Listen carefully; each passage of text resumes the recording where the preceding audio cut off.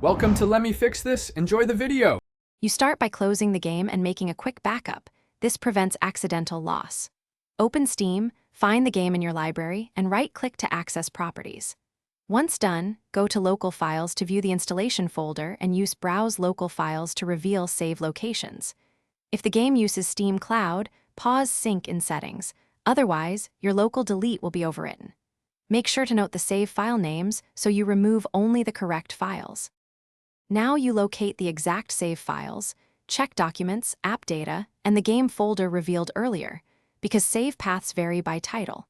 Delete the identified files and then empty the recycle bin so they're gone locally. Next, in Steam Properties under Updates, disable Steam Cloud for that game to prevent automatic root load. After disabling, go to Steam Cloud via Client Settings or the game's Community Hub to remove remaining cloud entries. This two-step removal ensures both local and cloud copies are cleared. Finish by restarting Steam and launching the game.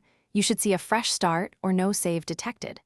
If old saves reappear, make sure Steam Cloud remain disabled, then revisit cloud entries and delete them again. Sometimes sync restores files. If you deleted the wrong files, stop immediately and restore from your backup copy. That's why you backed up at the start. Finally, re-enable Steam Cloud only after confirming the game state you want, to avoid unexpected overwrites.